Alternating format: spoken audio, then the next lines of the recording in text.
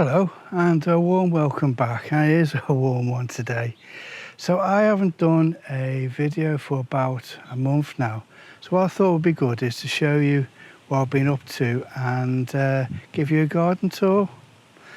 And what we'll do is we'll start off in the greenhouse because the blight has taken hold.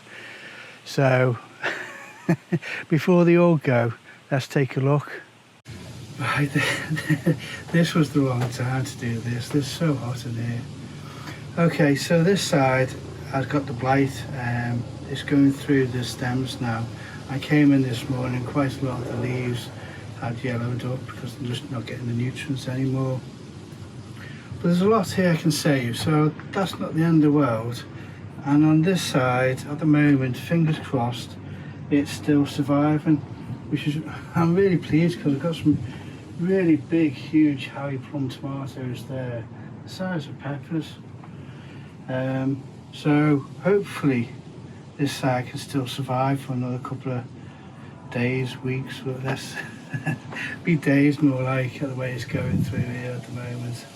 Right, so what I'll do now is do a bit of a close-up and you can see how bad it all is. Well, here at the front I have got quite a bit of new seedlings ready to go. I was actually wondering where I was going to put them all, but now I have found the space. So what I'll do is I'll start off on the good side. So these are the Grushovka, and they've been the saviour really this year, because we've been able to use quite a lot of those for the pasta sauces. So you see the Jen's tangerines doing okay there on this side, and I've still got plenty of cherry Chadwick. And if we come round, these are the San Mazzino ones, which is a nice sized plum tomato. And I've got the orange banana here as well, quite a few nice sized ones there. But if we come down to the back, these are the Harry's plum. What I'm going to do is just show you one up here. And this is a Harry's plum here. As you can see, the actual size of these, and they're really good cooking tomatoes, they are. And these, I'm keeping these off the ground just to ripen because I left a few and the woodlice had them. And on this side, this is where all the problems start. This is another Harry's plum.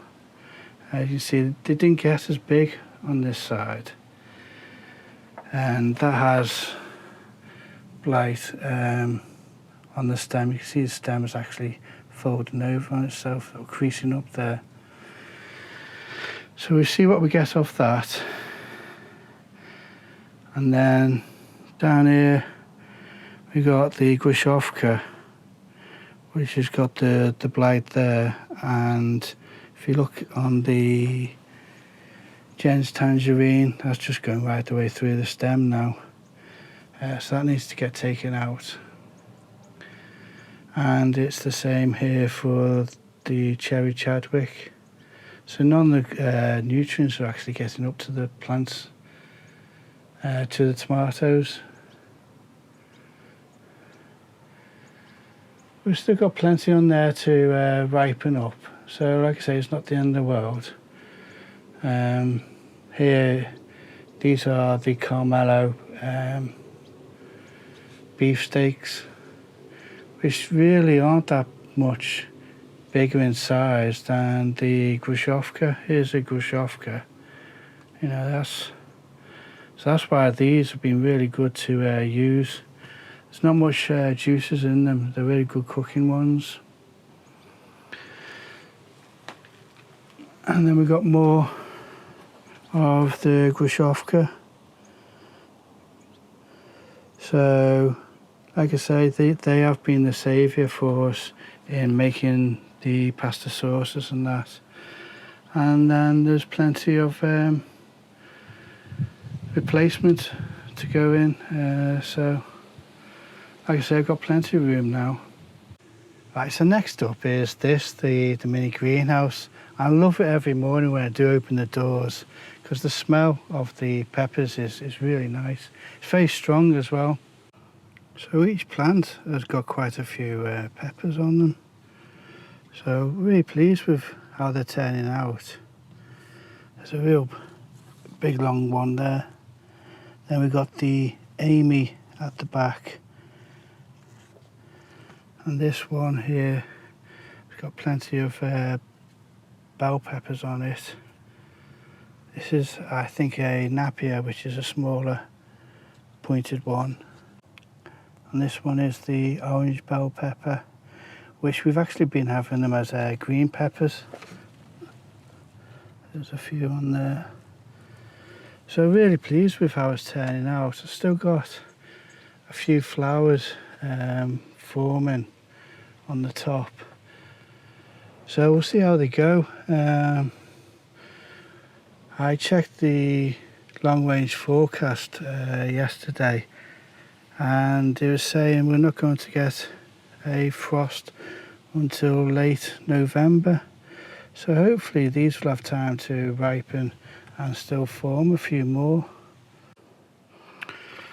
Right, so onto this bed, and we've got some old beetroot that does need harvesting, and onions. And then the next lot of beetroot, that's starting to form nicely. With the lettuces as well, they did survive. And we've got some turnips at the end, which needs harvesting. These, the Tom Thumb, I won't be growing those again. They're just too small, and they've gone straight to seed. But I'm happy with all these lettuces. The courgettes and the butternut squashes, I've got one butternut squash on each one. Well, that's it. They're just not done anything in this. I laugh when I say this, but this rainy weather. This is our first hot day in a long time. And then we've got the sweet corn. I've got one ear or one cob per plant really. And what I will do next year is have them all separate and go along this wall. And then as soon as the tassels come out, I'll put them back into a grid so I can water them better. I don't think I've watered them enough, even though we've had all this rain. I don't think the water's got down to the actual containers. The runner beans, I'll just try and keep out the shadow. The runner beans have done really well in there as well. I've forgotten what the green ones are called. But the purple queen as well, they're done well. They're, again, supposed to be a dwarf, but they have climbed up. So that's useful to know for next year. And I really like the flowers on them as well. Right, so both these beds are doing really well. The parsnips, which some of these still have 2 per station, so I will do a thinning out of those and hopefully get some baby parsnips. And then this bed, the Brussels and the leeks, they're doing really well. It took a while for the Brussels to settle down once they've been transplanted, but now they've started to regrow again, and hopefully we'll get some nice Brussels off those. Right, so these are the tubs that had the tomatoes in, and what I'm going to do now is I'm going to show you a clip of them. They all got blight. It was in the stems pretty quick, so I'll put in that clip now.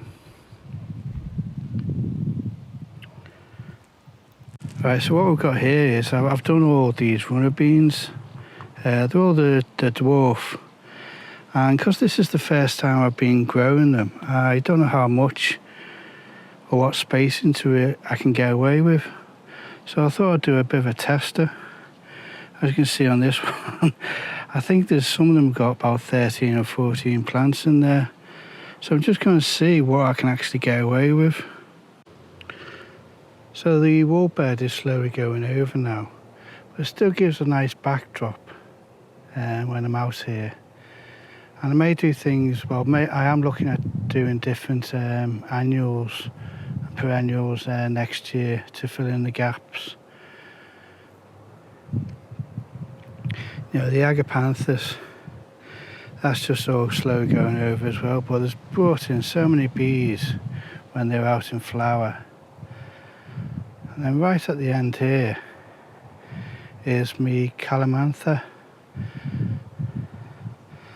and that is just humming at the moment with all the bees on there.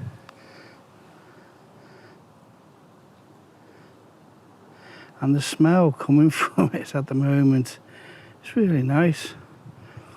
So these are here me calamantha that I sowed this year. I've got another 2 trays, but what I may do is I may keep them in the trays until next year and sow them next year, plant them up next year, because they're not actually coming through the roots at the moment. So I may just pot them on and keep them in the greenhouse, because this plant here is I think it's 7 or 8 years old now. And it takes a real long time for them actually to get to this size. Usually every time it came back it was just one little twig each year, but now it's really has growing. Just get lost watching all the bees. So this bank still needs a lot of work doing to it, but it's nice with the cyclamen coming out. But again, that has become a bit of a weed, as it just seems to be spreading everywhere.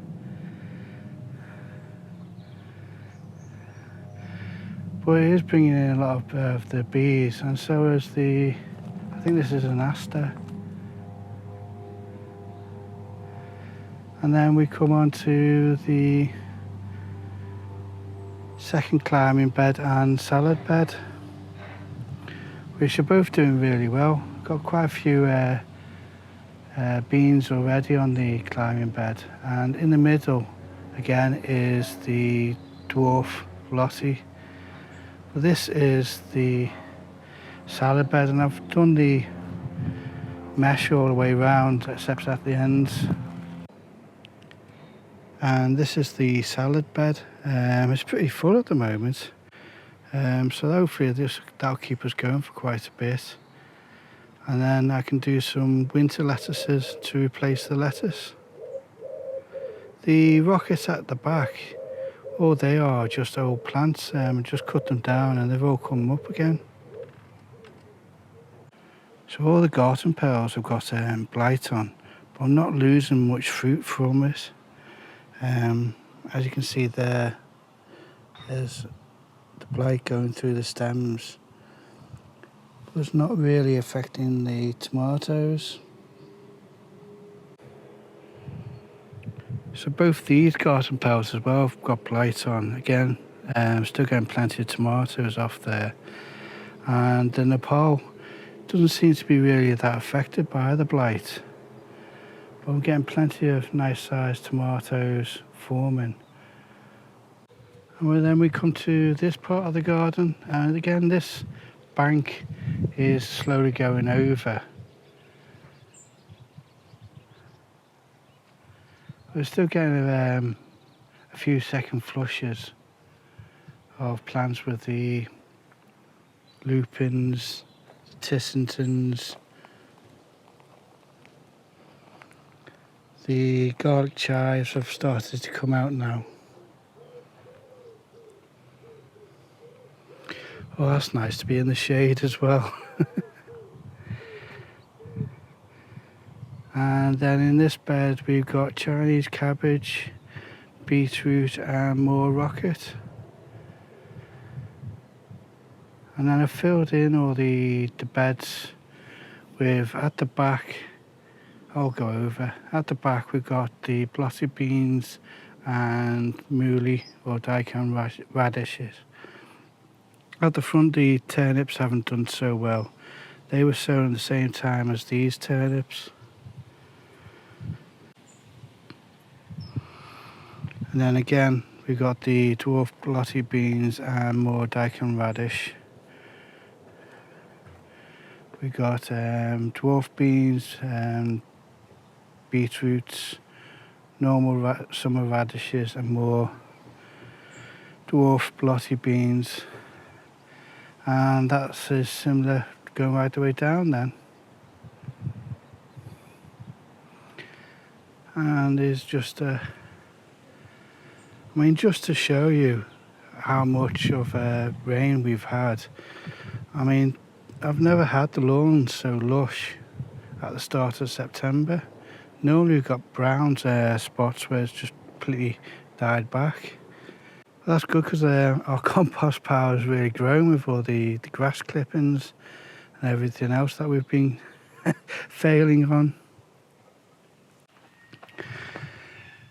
Right, so this was probably not my best idea to do at all in this heat.